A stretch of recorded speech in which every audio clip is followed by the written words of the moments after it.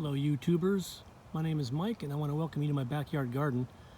Today is my 30-day update to when I started putting the plants in these fabric bags and on my hydroponic flood and drain system I'll show you in just a moment. This is the big of the beefsteak tomato plants. I've cloned it. I've got 2 clones going in different buckets. I'm ready to put them into their permanent grow space in just another day or two. These are the same beefsteak strain tomatoes. These came from the same package of seeds. This one's done very well. Over here is why I've cloned it. Got my radishes. Little tiny Italian parsley still trying to come up. Got beans. Green beans, and that's one of the clones I took from the beefsteak tomato. Cucumbers, more beans, yellow squash, and the other clone there. Tiny jalapeno peppers.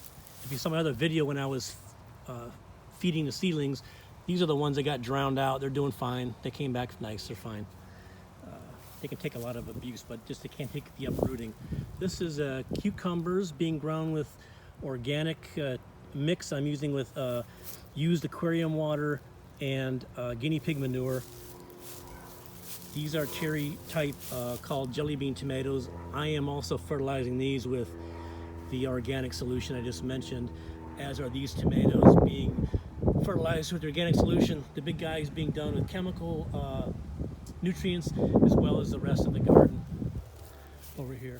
See, my petunias are still doing well. It's starting to get a little warm. They don't like warm weather, so they don't last into the summer here. They'll be out by mid-spring, late spring at the longest. Like culantro and basil. All this has been grown from seed, other than the flowers you just saw.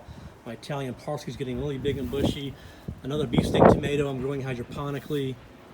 Mild jalapeno peppers, Genovese basil, and the jelly bean cherry type tomatoes. You can see, if you've been following, you can see just how happy and lush everything's getting in a 30-day period.